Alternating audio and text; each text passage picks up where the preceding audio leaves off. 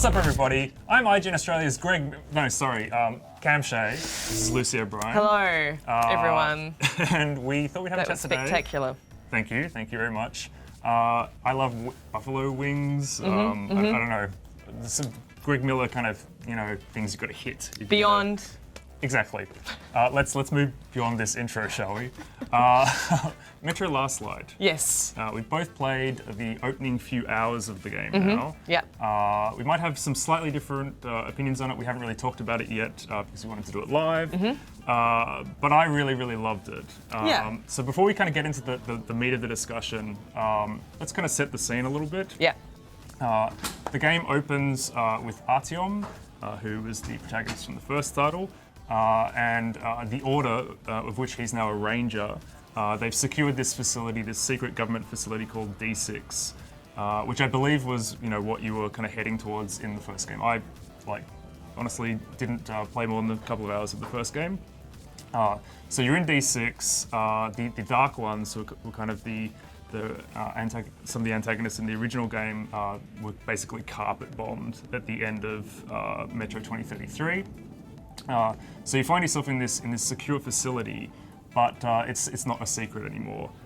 The Nazis have found out about D6, and they're Were they actually Nazis, or were they just Nazi-esque? They're Nazis. Right. Yeah, it's the Reich. Right. I mean, the Nazis were in Metro 2033 a little, from what I understand, but they play a much bigger role in this title. Okay. And let's face it, what video game isn't improved By adding Nazis? Well, you don't feel bad about, Well, that's yes. Well, I mean, the thing is that the world of Metro is so grim. It is very grim. It is very grim. It's all kind of shades of grey, and for the most part, you're just fighting for survival. So you're not really thinking too much about the ethics of, the people you're killing. But I mean, it doesn't hurt. No. That you're killing Nazis. No. But in any case, Artyom kind of feels in two different minds about how things concluded at the end of the last game. Because they basically used this D6 facility to launch this missile strike on the Botanic Gardens, which is where these Dark Ones kind of built their hive. So they've been wiped out. And the thing with the Dark Ones is that they can basically kind of get inside your brain, make you hallucinate, lose consciousness, yada, yada, yada, but Artyom's immune to that. So there's a rumor at the start of the game that one of these has survived.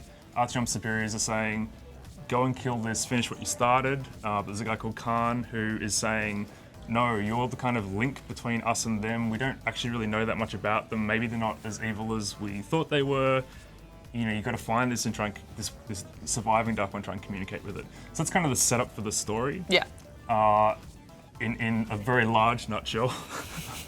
And I found myself really engaged despite the fact that I hadn't finished the previous game. I kind of got up to speed quite quickly.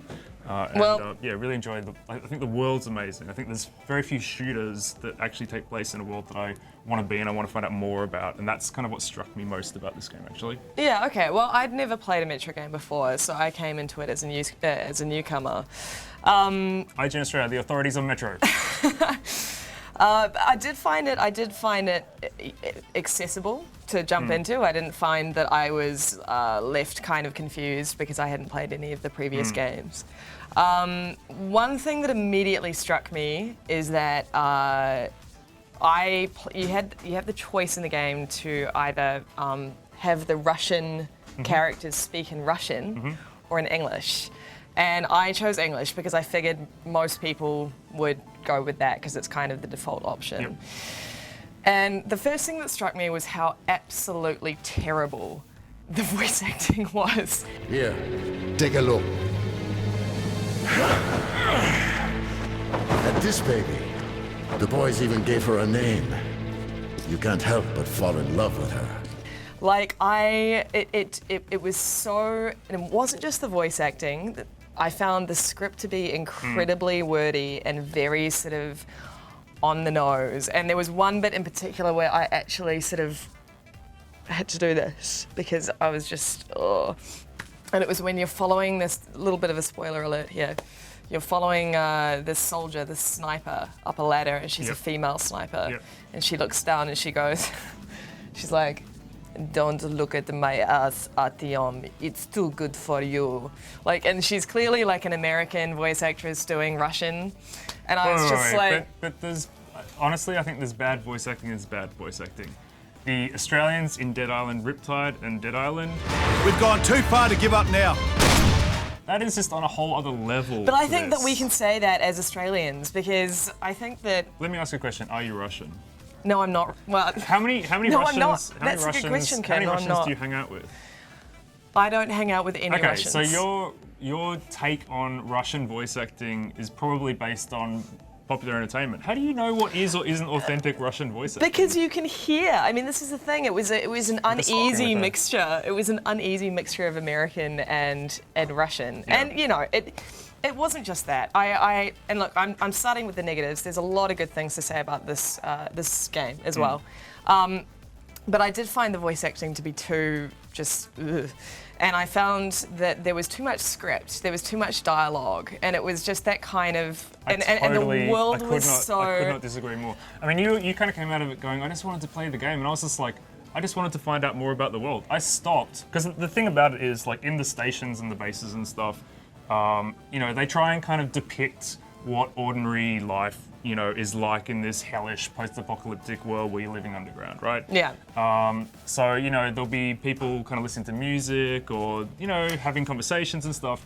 And so as you kind of walk through these areas, you can stop and listen. They'll be talking about kind of what's important to them as far as what's going to happen in the broader scheme of things, or just what they're doing that day, or whatever it might be. I didn't mind that. I loved all that stuff. I didn't mind that from the sort of, you know, the sort of the world characters, the background characters. It was more when you were following that sniper around and when you were being told what to do by that other guy, and it was just non-stop sort of dialogue, and it was all this way, watch out, oh no, oh my gosh, you know, everything was like, and it's just like, oh, shut up. Is it too archetypal for you? Like, is the sniper too much of a cliche? And Oh, the she's other, a total cliche. That's what I'm saying, though. Is that too much for you? Because, I mean, obviously, in the world of video games, we get handed cliches all the time. And so We do, but that doesn't mean we have to put up with it. Of course not. I'm not saying that. But what I am saying is, like, maybe you've just been pushed too far.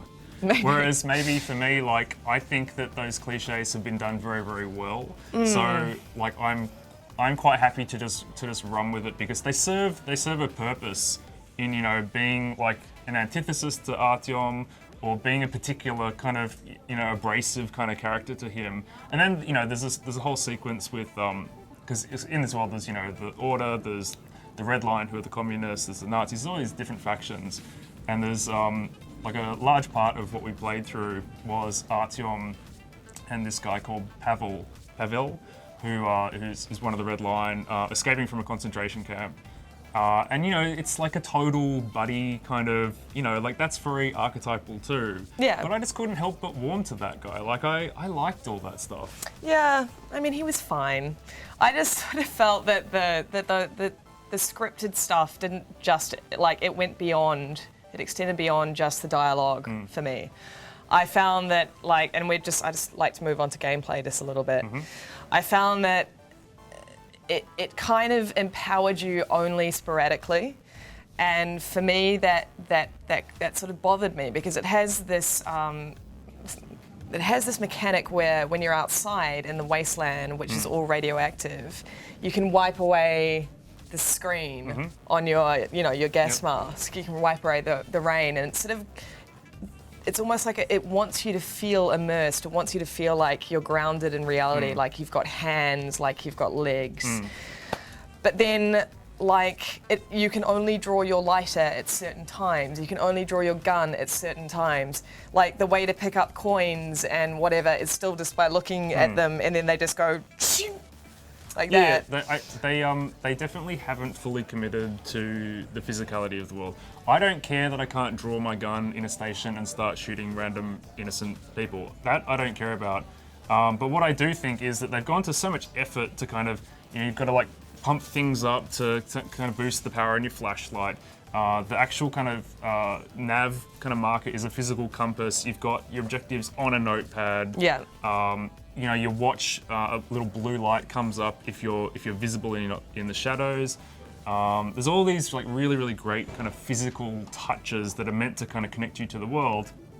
But then, you know, when you go to unscrew like a light bulb, like there's an icon on the screen. When you go to try and open a door that you can't open, there's an icon that pops up. I don't understand why Artyom isn't reaching for the doorknob and trying the door. Yeah. And that's how you know you can't open it. It's kind of this weird halfway house where they've done a lot to make the world feel very physical, but they haven't quite kind of taken it in, you know, the entire way. It sort of reminds me of a similar linearity to Rage, where the world looked amazing, but you were very restricted. It just gave the illusion of freedom. Like, I've also found I was in an event and I could move forward, but I wanted to move backwards because I thought I'd missed something. So I tried to move backwards and I couldn't actually move backwards. Right. And that, you know, just little things like that really sort of remove me from the world. I think you've got to accept that what they're trying to do is tell a very linear.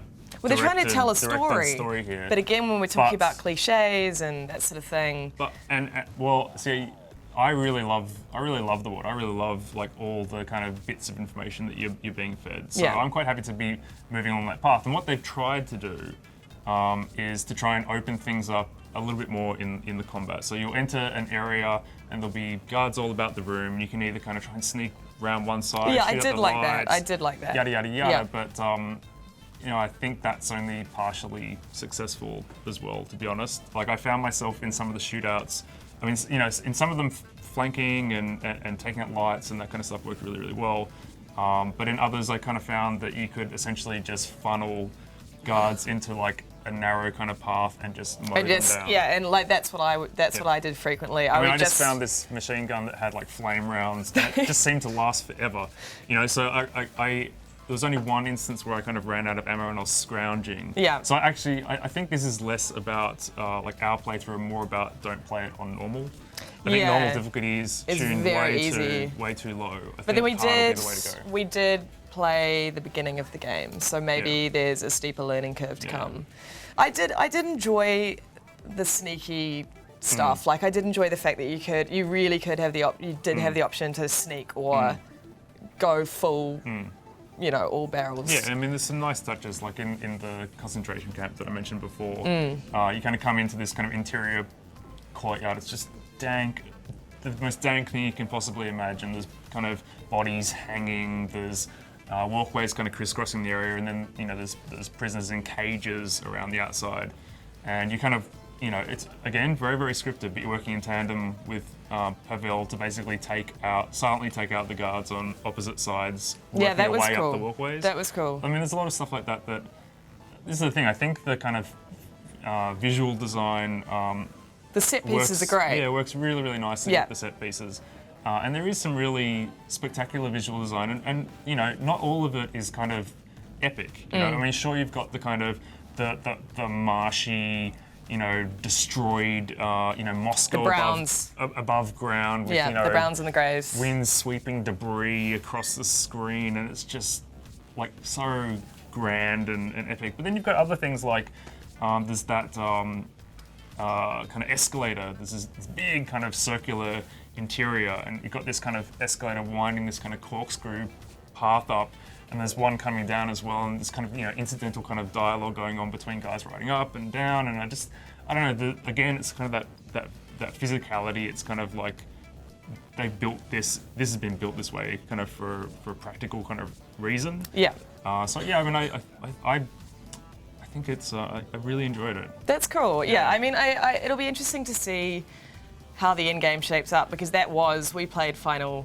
That was the first. How long did we play? 3 hours. Yeah, 2.5, 3 hours. 2.5 hours of the final game. So it's not like anything's going to change. Yeah. But yeah, it'll be interesting to see what happens next, I guess, because my fears are that the story can't withhold the amount of pressure almost that the developers are putting on it, and I fear that the world can't sustain such a flimsy story. Right.